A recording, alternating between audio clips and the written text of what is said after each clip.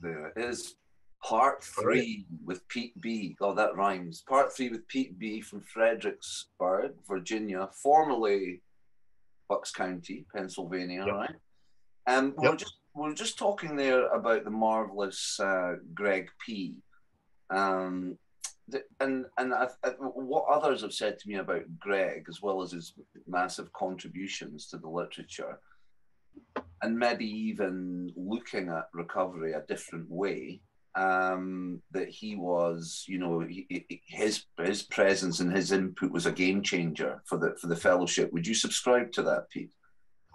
Yeah, I would. But I do want to say one thing up front, though. I think that a lot of people do Greg a disservice that he would be the first person to say, "Don't do that," and that's we put him on a pedestal. He was just another addict, like you and me. He was a little more educated than the average addict, maybe. He had some experience, in the real world, in business and whatnot. So he had an organizational sense, but I feel like the most important contribution that Greg did, and I met him a number of times, and he was really just he didn't like being people making a big deal out of anything he did. He really was very easy and comfortable to be around. He was just another addict. He just happened to be prolific in his writing, and and I'll be honest, I didn't like everything he wrote. Like I like some of it was really great, and some of it was just like, wow, that was much ado about nothing. So I'm not I don't worship the ground he walked on. I appreciate what he did, and I think the game, when you talk about a game changer, up until let's remember, like, NA as we know it, this version of NA got it in 1953, October 1953, in Southern California. And it struggled to even get out of Southern California all through the 50s. And they got to a point where they were down to one meeting in 1959. You got the famous story of Bob B. Story. I found the only NA meeting in the world, and I think that was in 1960 that he found the only NA meeting in the world. And so then they made a few changes. They dedicated themselves to adhere to the traditions. And from that point forward, there was steady growth, very slow, but steady growth. But, and they made some early attempts to develop some NA literature. The most important thing they did was when they changed the first step, that was borrowed from AA, they changed it from being powerless over a substance to being powerless over addiction. And originally it said powerless over addiction. Later on, it got changed to our addiction. So it kind of made that possessive part. And there could be a lot of debate about which is better. But the point is, saying addiction was huge. So they made some huge strides early on that opened the door for addicts. But what, for whatever reason, they didn't develop the literature any further than that Little White Book, which was great. The Little White Book was great, still is great. And they had a few IPs, but they didn't develop the literature any further. And I think as a result of that, they were dependent on AA literature, which was great stuff. I mean, really great stuff on steps and traditions. And I think there might have been a general sense that it's hard to improve on that or whatever. But the fact of the matter is, what began to be recognized in the early 70s, people started asking the question, how come we're not growing faster? And if you look at history, the AA fellowship started to grow it exponentially when it put a book out. When it captured what worked for AA in a book, which we know as the big book, it took off, And I think that there was some thinking from the early 70s. There was a desire to write a book, but there was just a lot of talk for 10 years about writing a book. In the mid 70s, I think Greg kind of. So what's happening? We're dependent on this outside literature. So naturally, in the sixth tradition, it says that we don't, we don't endorse, any outside enterprise. Well, by using that literature, we're endorsing AA. Not that there's anything wrong with that. AA is a wonderful recovery fellowship, anybody can go there and find recovery. However, you know, for addicts, the identification, some addicts could move past the language and get the essence of the spiritual principles that are inherent in their literature. Many addicts couldn't. And the very most important first thing that must happen to even, you know, entertain recovery is you have to identify, the identification. That was the brilliance of how AA first worked. When this guy, Bill W., talked to Dr. Bob, there was an identification, recognized, oh, he's one of me, you know? So I'm an addict, you know, and I you know, just my own story. I spent 2.5 years going to AA meetings, and I never have that recognition that those guys had, because I'm a little different, you know. Even though alcohol was one of my drugs of choice, you know, I'd stopped drinking in 1977, but I was still using, and I didn't have anything. There wasn't anything telling me. I didn't know what to do about that, you know. It didn't seem like a major problem as long as I could get drugs. You know, my problems always began whenever I couldn't get any drugs, I got suicidal, you know. And then I run into an addict in an AA clubhouse, and this kid says something that just it sparks something in me. I can't even remember exactly what he said. He told his story, but I went after, and I, you know, and so then the next thing I know, you know, he tells me about NA. I come to NA, and that we talked about this last time, the therapeutic value of one addict helping another. The magic was, wow, you know. And I for the first time, I had hoped that I could get clean, and stay clean, because that's really what I wanted 2.5 years before, but I didn't want to be suicidal either. So now NA gave me hope that I could get clean and not want to kill myself, you know, and they delivered on that promise. I have not, from that day to this, I have not wanted to kill myself, which is great. But so what Greg P., he, you know, one of the things that he started, a pretty smart guy, he's looking at everything, and he's saying, you know, I think our problem is we're going back and forth these fellowships. NA has its own culture, and addicts, you know, many addicts are having a hard time identifying. That's why Jimmy and the folks that were with him in 1953, it's why they started NA in the first place, because a lot of addicts couldn't get it in AA.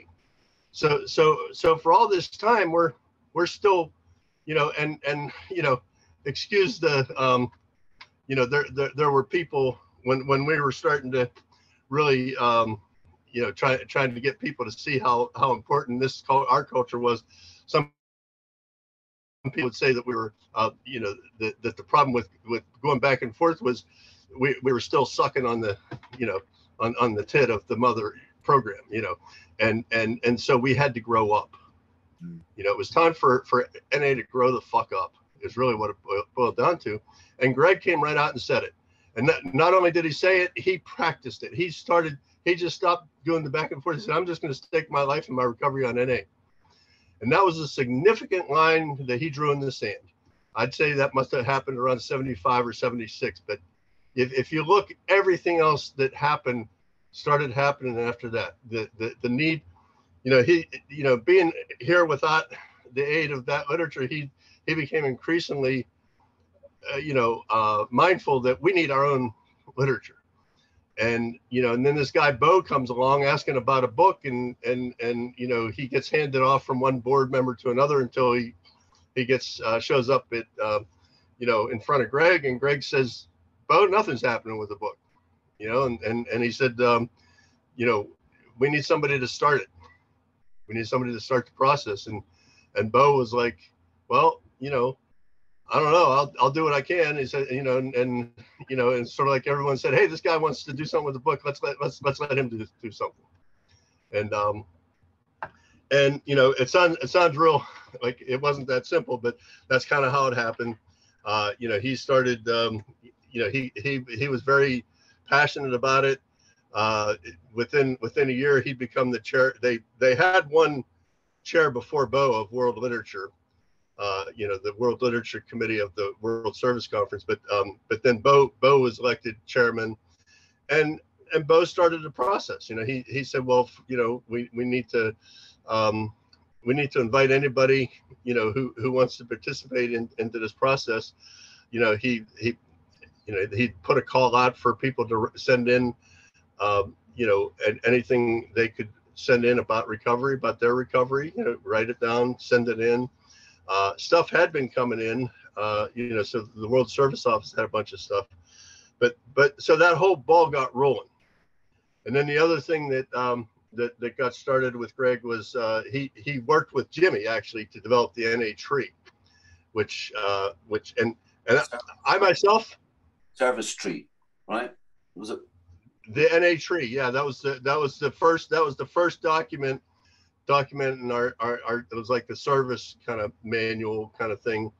I mean, I myself, I think maybe we over structured ourselves. We set ourselves up for the likes of what we have today, but that was that began that expressed a vision of a structure in which group conscience could be filtered up to the world level and have and be part of the decision making process for decision making in the fellowship. Yeah.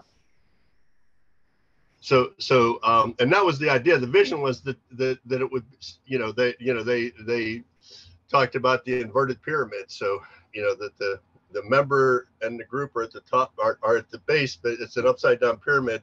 The member and the group are the broad base of that pyramid, and it comes down to the world is down at the bottom, because everything below that top part is serving the group. Any structure, any kind of whatever is out there, any kind of service committee or organization should be, and the traditions say this very clearly, should be serving the group. Mm-hmm. Should never be dictating, should never be governing, should never be setting policy, and yet, we see all that today, and it's kind of it's kind of a I guess it's natural and human to do all that, but that's not how a 12-step fellowship is supposed to work. That's true. And in your dealings with Greg and being involved in the book, so just specifically on contributions, what what did you see coming from him? Well, I mean, if you look in the Great Book, the traditions were dictated by Greg over the phone, over a couple of different calls that totaled about 15 hours. He couldn't make it to Memphis to the Third World Literature Conference, so he called, and again, he had given a lot of thought to the traditions, and he dictated over the phone. There's a famous picture of a typist, with the phone on their Bo is holding the phone on the typist's ear, and the typist is Greg's dictating to her the traditions, and it's typed up. And now they did go through a process. I mean, I think I would say that there probably was some minor edits to what he contributed, but he basically contributed that most of what's in that Great Book came from Greg. Now, at the Fifth World Literature Conference, which was one of the conferences that was taking input from the fellowship to whittle down the book and make it what became the basic text. There was, I believe, Greg was there, as well as Sally Evans and one or two other board members. Might have been Chuck Skinner, I can't remember, but I don't know who these people were then. That was the first time I'd gone to one of these conferences, so it was like there was just all these people that I was like, whoa. I just got behind a typewriter and typed, but so I didn't know. I don't know who was who or what was what really, but I know just in my research, it's they did a lot of the edits to the traditions that happened between the Great Book and the basic text was done at the Fifth World Literature Conference by those board members. So clearly the board had ample opportunity to review and edit. Yeah. I mean, but it's still part of the fellowship-wide approval process. Yeah, we could get, but we've kind of touched on it in previous interviews about the controversy around 4 and 9. Maybe we won't get we won't get bogged down in that, because that probably no, we don't need to get bogged down in it. No, everybody knows what that is. I think it's It's essentially it was a matter of you know, folks feeling like they didn't want to give the fellowship too much power. Too much power. They were afraid. They were afraid of what all these mass you know, bodies of addicts would do to the fellowship. You know, they were doing what they thought they had to do to protect the fellowship. You know, they didn't have ill intent. Their intent was to protect this fellowship. People, you know, I had a conversation recently with somebody from out there, and you know, kind of the perspective from their end was they still had the memory. They kind of had the fellowship memory out there of when we got down to one meeting. Yeah. And you know, and what they had to do to make sure that never happened again. And part of that was, you know, they exerted some control, you know, that to try to make sure that things didn't get crazy again. And they had good reason to not want to give up that control, because they never wanted to see this thing you know, get wiped out again. And you know, so they were coming from a good place, I think. You know, yeah. I don't have any ill will at all towards them, because I know they were doing the same thing we were doing. They were trying to make this the best program possible, you know, and you know, but we had this, you know, we were privileged to have this experience of seeing the brilliance and the magic of group conscience, because we applied group conscience to every aspect of developing that literature. You know, it couldn't have gotten done otherwise. You know. And you know, we really had the sense that it was a loving and caring higher power working through us to write this thing. Remember we were talking last week, and I had the member who was saying, oh, you can't possibly produce new literature, you know, in a true group conscience. Group conscience, obviously, back then, people listening today would think group conscience means like we have group conscience recovery in our meetings. You know, we're in group conscience now to a certain extent, you know, and but there's this kind of maybe misunderstanding that group conscience should include every single NA member in the world, and therefore if you're not including them, then how could you be producing something that's true group conscience? And that's almost been weaponized as an argument against grassroots literature movement. I don't know, just a thought. Yeah, it has. You know, I guess, you know, again, they don't want all kinds of crap like passing off as NA literature. They want to make sure that it's been reviewed by, you know, it's been you know, appropriately vetted or whatever. But we had that involved. We had that in our process. You know, we would you know, the one thing is, you know, following true group conscience isn't the most efficient, you know, way to do anything. It's like content by committee. But let's look at efficiency. It took us less than 2 years from the first thing that was written. You know, I mean, from the first, you know, from actually putting together all this stuff into a book.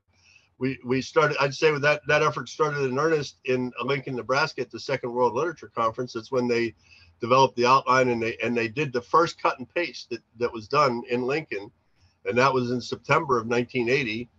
And by January of 1982, so that's less than a year and a half. By January of 1982, we were done with the work of putting together the book.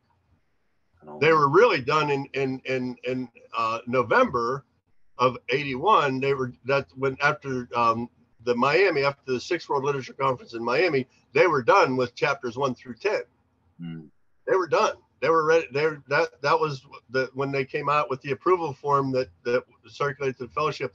Then in January of 82, we just added the stories to what was already done. You know, and we sent out a second approval form, you know, to get everyone's agreement on the stories. So when you look at that, I mean, that was pretty darn expedient. You know, in that process, we got everyone in the known world of NA at that time had an opportunity to participate. We made sure that our meeting lists were updated. When we got a meeting list from the World Service Office that was seriously out of date, a number of addicts, particularly Roger T, had gotten involved right around then. This guy just had incredible skills. I mean, I could type 75 words a minute. Roger could type 200 words a minute.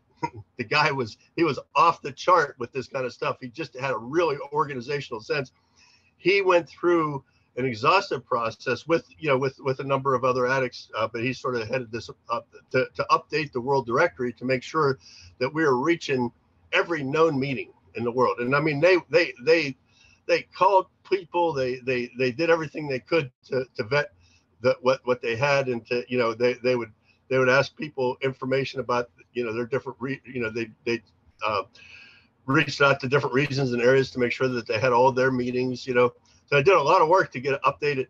And when Page presented that fact at the 1982 World Service Conference, some of the feedback was the literature committee is trying to encroach on the World Service Office's duties. See, they were in a bureaucratic mindset. We were in a, so that no addict need die fucking mode, and they were in a, they're encroaching on our bureaucratic territory. We're just getting it done. It's like what in that the Hamilton play, they say, immigrants, they get it done. We were the young upstarts, but we were getting it done. Yeah. We had this incredible energy, and we just wanted to. We didn't even know about. We didn't know what all the. We didn't know about all the structure. We didn't know much. I didn't know what the heck went on out there in California. I just knew that, we did what we had to do to get the work done. There's another thing that I'd like to, that you might be able to shed some light on, a much maybe overlooked part of the book, which is 13 lines. I have it in my line numbered 6th edition, which is phenomenal since we're talking about Greg, and that's the symbol. And the symbol, yeah. The symbol. And if you haven't heard, there is a recording of a Greg share on the symbol, yeah. Which is phenomenal. And that there's the universal and total program. I love that we're getting into the lines and the shapes. And I think there was a lot around the goodwill of the base. I think I don't know if it's here or if it's historical, the purest expression of goodwill is our desire for the newcomer to find the freedom. I don't know if it's in the 6th edition. Probably the last to be lost to freedom will be the stigma of being an addict. But I love this idea about the purest expression of goodwill is for the newcomer to find the freedom that we have. It just seems so beautiful and poetic. Do you have any memories around the symbol, or? No, I've always loved that, and I wasn't part of. I can't even tell you who all did. Participate in that. That'll be an interview with somebody else that might bring that to light. No. It's but listen, I was thinking, since we mentioned the famous typewriter in the background, because that did get a big reaction. So when you were typing up We Do Recover, was it on that one? Yeah. And the stories. Everything I typed. Well, when I went to the World Literature Conference in Warren, they had these. I thought I died and gone to typewriter heaven. They had IBM correcting selectrics. I'd never typed on an electric typewriter before. I was like, whoa, it was just like I was rocketed into the fourth dimension of typing. And then we actually got we rented some electronic typewriters for the 7th World Literature Conference that we had. I wasn't typing at that one because I was sort of tasked with kind of organizing things.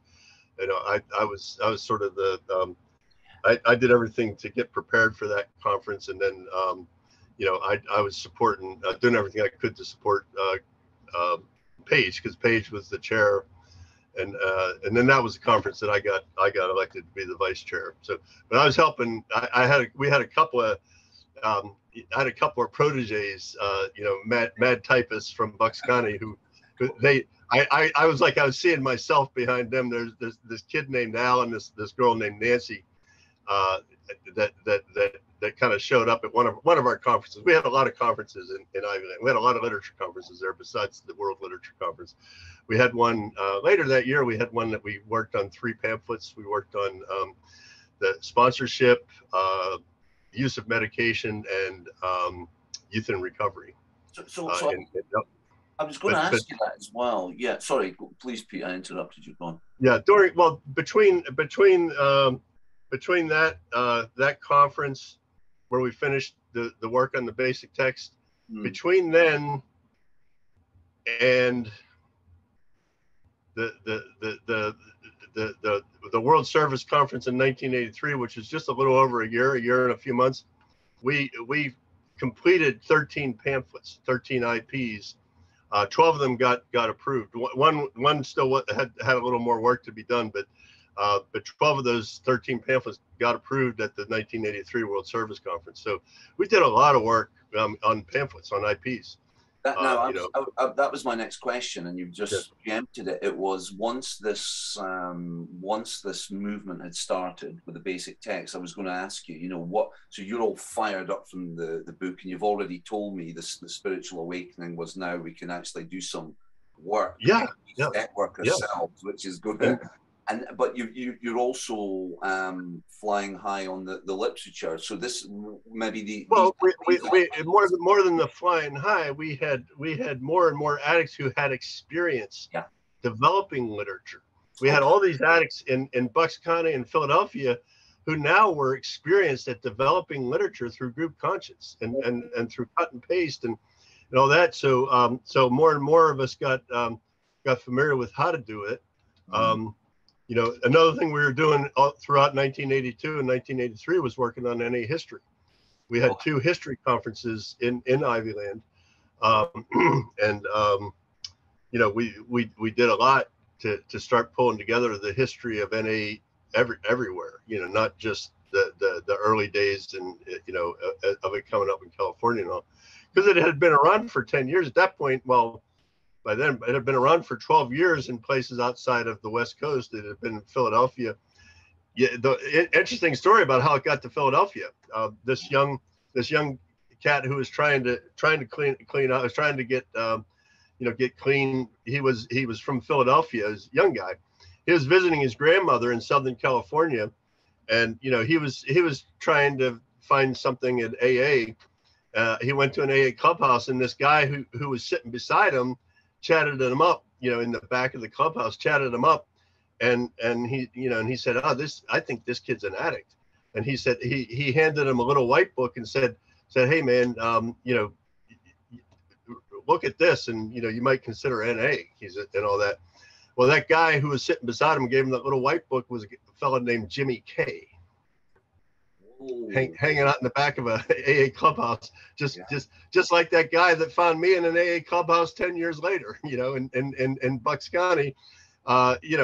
He found, that was one of the places where we found addicts, was in, you go to an AA clubhouse, you'll find them. They'll be the ones that aren't fitting in. They'll be the ones that everyone's giving shit to for saying things other than alcohol. But my friend Billy Z, that's a guy who was in the fellowship down in, this is the way NA got started in Maryland. Billy Z was, he was about 5 months clean at that point. He's just struggling in AA, and he's in this clubhouse. And this dude who was going to school at University of Maryland came up from Georgia, where there was a thriving NA fellowship down there, and he walked into the AA clubhouse and said, "Hey, do you guys know where there's an NA meeting around?" And he said Narcotics Anonymous, and my friend Billy was sitting in the back, and his ears perked up, and the guy had a bunch of pamphlets with him, and he said here, to whoever was the chairperson, said, here's some information about NA, and he said, I'm going to start a meeting up at the college, and the guy threw all the pamphlets in the trash.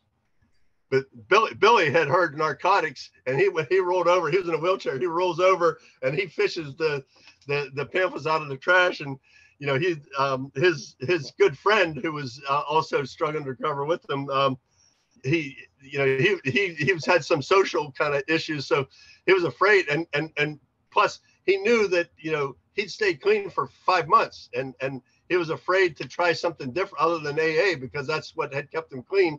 So he got his friend to go check out the meeting that this guy was starting up, right? And the guy came back and reported to him, it's cool, you know. So then Billy rolled in, and that's how NA got started in Maryland. So in the early days, the way the Find Addicts was, they were the ones that were struggling to make it in AA. But that's the first time NA finds itself east of the Mississippi, because that kid brings that little white book back to Philadelphia. You know, they start up a meeting in Philadelphia, and then he winds up going to a rehab or a treatment center in central Pennsylvania, and they start a meeting there, and it spreads from there. But you know, so that sort of helped to get to other parts of Pennsylvania as well. You know, there are stories like this that we wanted to try to capture with the history. You know. Yes. And was there a book that came out of that one, Pete? Well, I envisioned, you know, when they asked me to work, you know, when I got elected vice chair of World Lit, I was like, well, what do I do? I don't know. What do you want me to do? Because up until then, I'd been this typist and editor, you know, thing. I was always, you know, and now it's like, I don't know what does this mean? I'm vice chair. What do you need me to do? And Paige said, well, we really need somebody to develop the history a little further than it's been, you know, because at that point they had a chronological history, the thing that you find in the Gray Book. There's a chronological history, just overarching things, but they wanted to have a little more detail, particularly about NA outside of the West Coast. And so I embarked on that. And my thought was that we would have an addendum to a future you know, edition of the basic text that would have the history.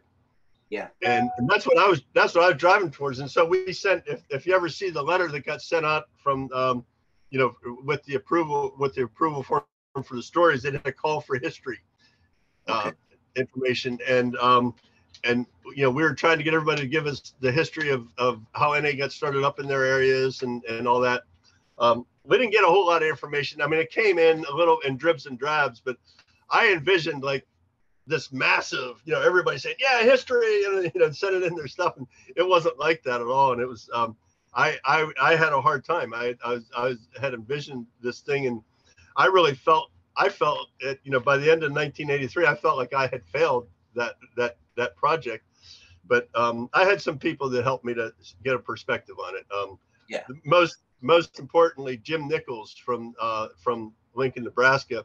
He pulled me aside in Milwaukee at the World Convention in Milwaukee in 1982, and you know, because we did a history workshop there, and he said, you know, something you need to realize is like NA history is really happening right now.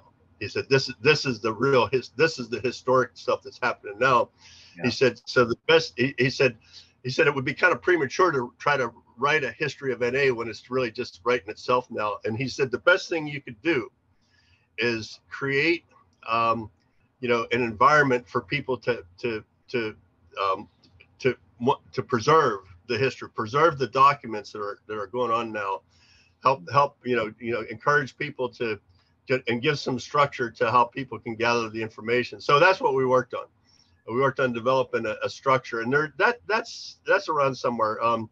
I by the end of '83, I was pretty burnt out on all of the service work I've been doing. Like I talked before, I really needed some personal recovery, you know, and service was kind of like a drug to me at that point. And I was fortunate to find a group where I got a sponsor to take me through the steps. And I just, from that point forward, I served at the group and individual level. I felt like I did my bit at, you know, at area, region, and world. And it was time for me to, you know, get some personal recovery. And, you know, but that, you know, I feel like, you know, a guy named Denny S. from Pennsylvania, he's now in Florida. He picked the ball up for me. He was one of the few that really got involved with me on that. Billy Z was another. There's a guy, Joe R. Romeo, because he's left. But he was a guy in New Jersey who really helped a lot with the history. So we put a lot of effort into it, and you know, we just didn't have the perspective until you know, I got it from talking to that guy Jim Nichols. You know, that you know, we're not really going to write a history. We got to figure out a way to capture our history, so that we have it going forward. And with the dawn of the internet, you know, we started getting all these sites where, these places where people were gathering documents and preserving them, digitally and everything. To me, that I just think that's brilliant. That we have so many resources now. Yeah. And we have people like Danny M from, he's from Fort Lauderdale now, but he was originally from Philadelphia, New Jersey. Yeah. We have Danny M. We have Kermit, who's been on here. Yeah. We have another guy from Long Island, New York. I can't remember his name, but they have a few people who have done, a yeoman effort at gathering, just gathering historical stuff. Yeah, and who have done a lot of research. There's another guy, Mike R. From where's Mike from? I think he's from Maryland. Mike Rislow. But yeah, there's a few guys around who just the work that they've done. They never tire of doing the research, and they're more than happy to come talk about what they've gained. Mike R. would be another one that would be good to interview, because he's been so dedicated to his work on history. I just love listening to him share stuff, because I learn something every time I hear that guy share. Oh, maybe you can connect with Mike R. Maybe Camilla already sent me his number, but Danny, who I was talking to last week, because he was going to do one of these on his collection, because he sends me videos of the and he's like, this is the black. He said, this is like the and it's the black, and I think it's the first. Is it the book that was produced by For Jimmy, or it's got the black cover? I don't know if you've seen it. He's like calling it. When they first, there was a couple, but there was two first editions. There was the there was the black one and the maroon one. The maroon one was the one we paid $25 for. And it was serially numbered. I had number 69 of the special first edition. And do you still have it, or did you? No, I gave it to Dutch H, and he lost it in a fire. I gave it away. I heard people selling this stuff for $5,000-$6,000 on eBay and stuff. I never sold anything that I got in recovery. I gave my special first edition to Dutch, and I gave my original gray book to Danny M. He wanted to buy it off me, and I told him I won't sell it to you, but I'll give it to you. Yeah, I love that. Because that's the spirit that I came up in. This wasn't, these people that want to monetize, something that's spiritual. You can't monetize, something that's spiritual. You can't monetize it. It's not, it's not right. And it's maybe goes against our universal truths, or our. I feel like that. I shouldn't say, I'm not judging the people that do. Whatever, everybody has a reason for whatever they do. I just can't find myself doing that ever. Yeah, but you're not maybe on the kind of side where Danny's collecting and going off. Well, collecting's a different thing. Collecting's different, but selling to kind of, it might be something about to make it. But I know what happens a lot is somebody will pass away, and their survivors might say, "Hey, I got this. I don't know if it's worth anything," and then somebody say, "Well, that's actually worth about $5,000." And in that case, I say that could be a good thing. And with collectors, like, I don't have a problem with collectors buying stuff, because they're preserving history. So I see that serving a purpose. Well, I don't know. It's complicated, It's complicated. I shouldn't say I'm just, this is my own personal thing. I can't see myself selling anything that was given to me freely, even if I paid $25 for it. Yeah, I'm going to turn around and sell it for $5,000. No thanks. I feel better about the fact that I gave my red book to Dutch. Yeah, and I feel much better about that. Even when I heard that it burned up in a fire, I was like, okay, oh well. That's sad, but stuff happens.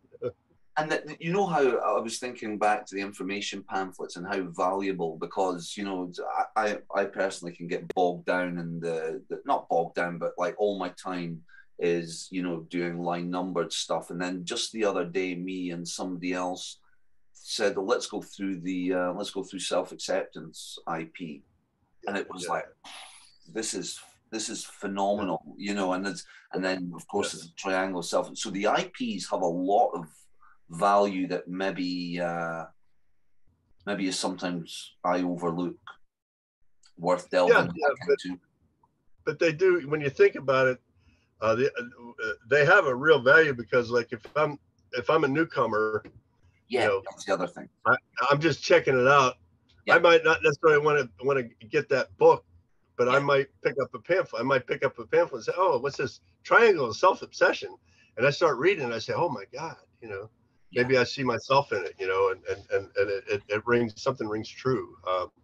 Maybe that was an extension. Maybe the triangle self-obsession, excuse me, was maybe a way where we went deeper on the, you know, what's the manifestation of the disease today. I mean, you talked about it yourself, Pete, being clean and crazy, and you know, the realization that the disease will manifest in the morning, you know, and you know, we've got it's a daily program. Maybe an IP like the triangle self-obsession help reinforce why we identify as addicts and why we're not drug specific. Yeah, I think that's helped a lot of people, you know, to identify, you know, how it manifests in our lives, and you know that, you know, that, I think that's been a good one. Sometimes it seems like it's a little too deep, but you know, it's okay. You know, it definitely serves a purpose. Yeah. So other figures maybe from this period who were pivotal. Jim M, certainly. So Jim M, I wanted to talk about Jim M because his shares are phenomenal. Speak to me about Jim, if you would. Well, you know, Jim was that guy that I don't know why, but Jim and I think he was the first person that I learned you could have, you know, that adult idea that you could disagree with somebody and still respect the hell out of them, and not think that they're any less than or better than that. But you can just have, because Jim and I saw things a lot differently, and there are times, but I had some of the best arguments I've ever had with Jim. You know, because we would argue, but you know, there's a lot of love there. You know, I mean, he respected me, I respected him. You know, he was a man of words. He understood the power of words, probably better than just about anybody I've known. You know, he was one of the early proponents of, you know, using just the term addict as opposed to, you know, all the other ways we could describe ourselves. That if we just use addict, it's more inclusive. You know, and you know, everyone will feel welcome, instead of like where it used to be that you'd go into a meeting, you heard people say, I'm a junkie, I'm a juice head, I'm a pothead, I'm a smack addict, I'm a, you know, whatever. You heard all these different ways that people would describe themselves, and Jim was one of the early voices saying, you know, let's just keep it simple and call ourselves addicts. You know, and you know, he also was, you know, one of the early proponents. Well, he was the primary driver of that of the glossary of terms, you know, that we came up with. That was developed by Jim, George R, and a girl named Kathy from Tennessee.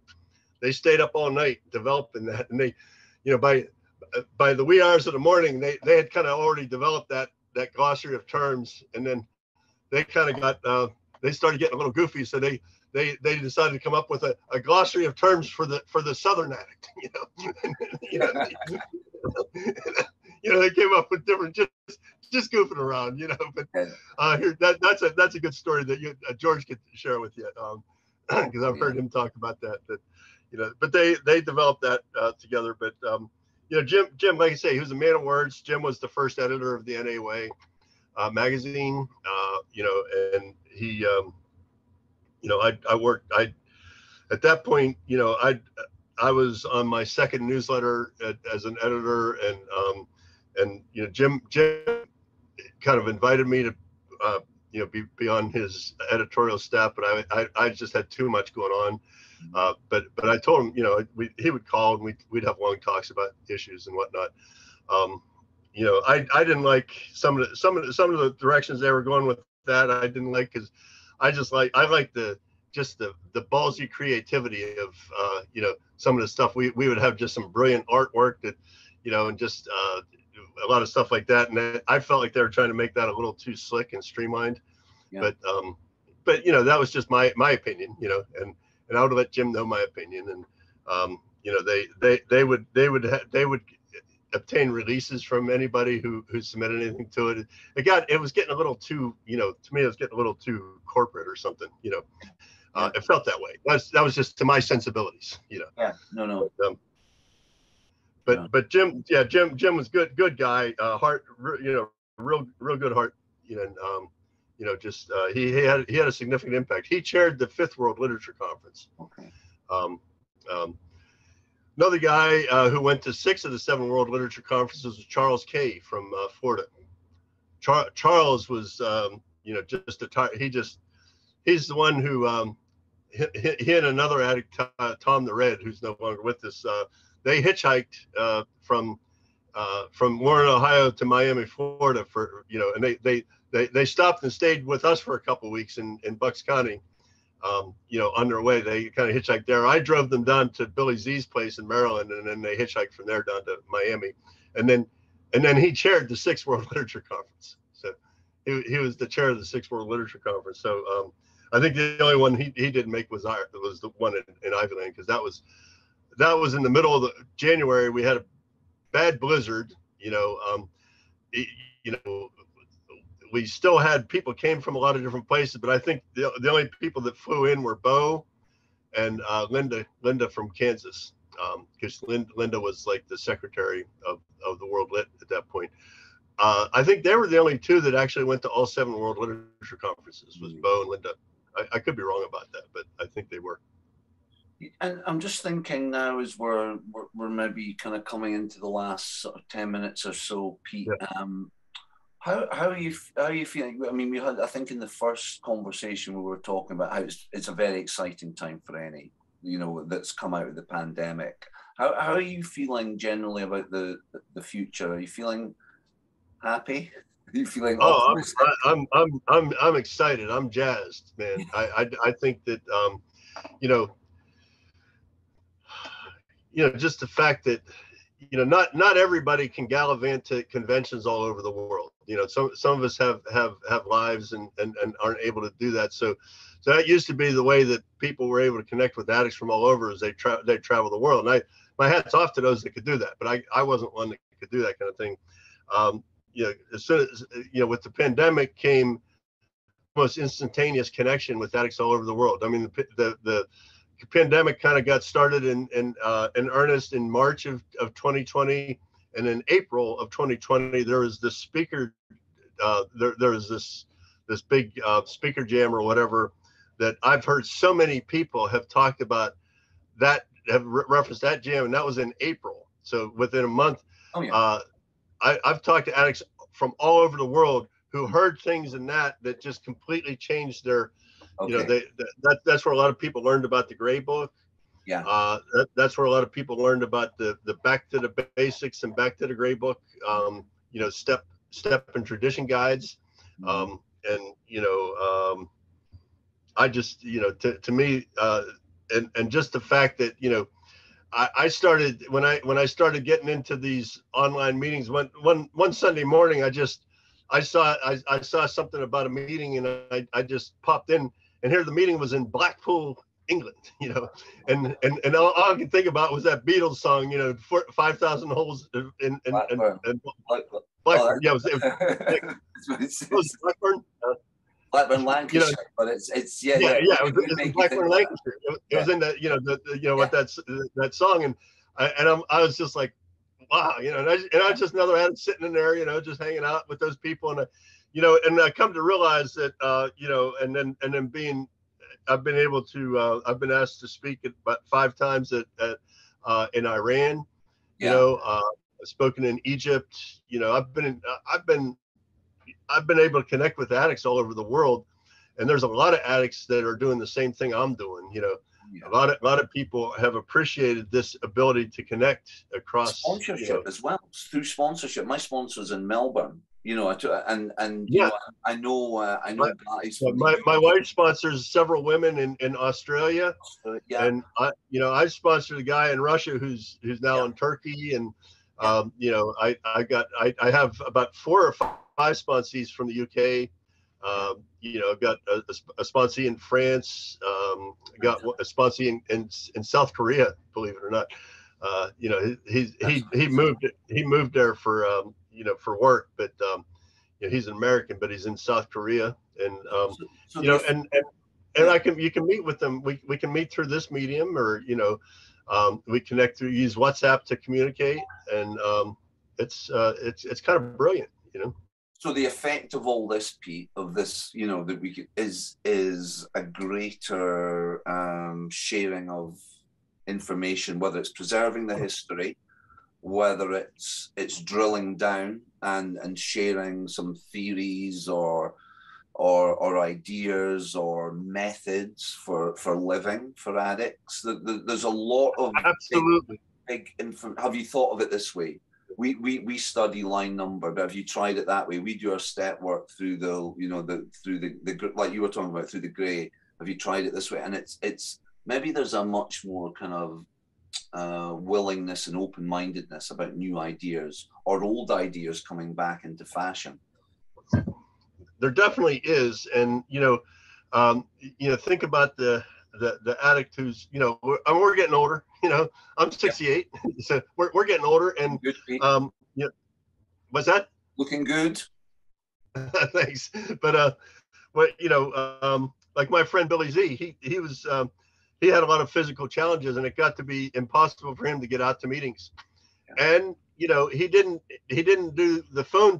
The phone was a problem because he had I think it was cerebral palsy, and so that affects your speech. So Billy, the first time I talked to Billy, I didn't understand a word he said, but I could tell that whatever it was good, because his whole spirit kind of lit up. And eventually I got used to the cadence of his language, and I was able to understand him very well. But he had that problem. A lot of people couldn't understand him, especially on a phone. It was harder on a phone for him to be understood. But when we started having all these meetings, all of a sudden Billy, who hadn't really gotten out to a meeting in about 15 years, he was still very connected with people and whatnot, but it was hard. It was really hard for him. All of a sudden, I could see he was like he was just in all his element, being able to connect.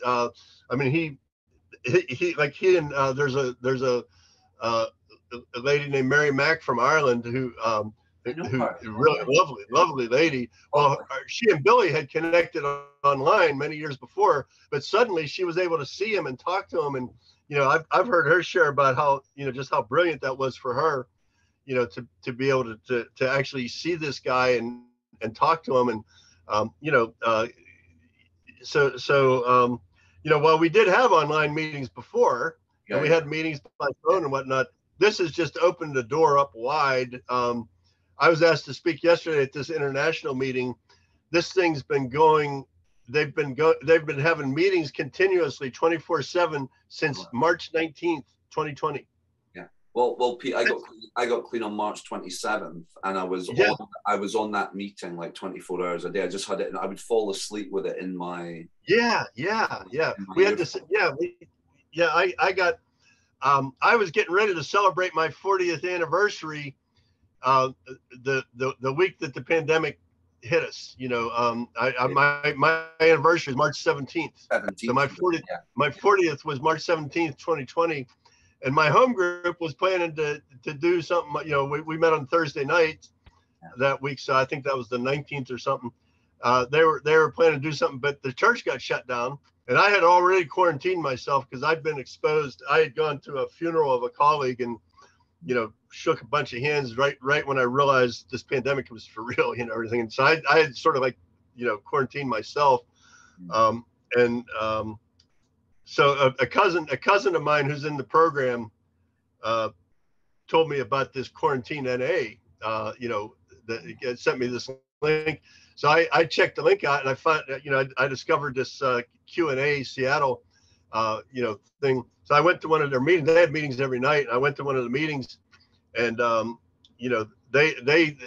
person that started that was kind of still chairing it at the time, insisted that I come. They had a speaker meeting on Saturday night, so she insisted that I come, tell my story on Saturday night and celebrate my anniversary there, and the brilliance of that was, like, I had a brother in Connecticut who's in the other fellowship, but he's been, long-term, recovery.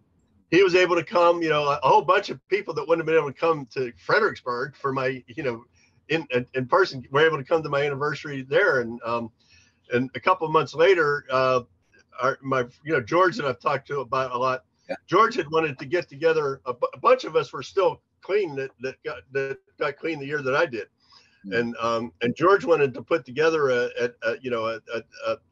kind of a big party speaker jam kind of thing for us up in Bucks County, that year. And then when the pandemic hit, he couldn't do that. But he, I think this guy, I'm drawing a blank on this guy's name. I know him really well, but I'm just losing his name. But he suggested that George, he knew about this young people's NA out in California, and he suggested that George talk to them about hosting us, hosting a speaker jam for us, because we were all kids when we got clean, right? Mm-hmm. I mean, I was the old guy at 25. They were all teenagers and stuff, but so there was 5 of us that all got clean within about 6 months of each other.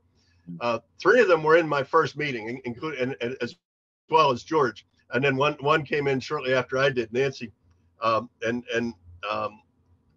is that right? Anyway, we wound up having this online speaker jam that this young people group sponsored it, and we got on and we each told our story of what it was like getting clean in 1980, 1979, and 1980, and just for me, we spoke in the order that our clean time. So I was 4th out of the 5, and by the time it got to me, man, I was so I was just drenched from tears, man, tears of joy and wonder to be sitting in this virtual room with all these people that I got clean with, and we're all still here 40 years later.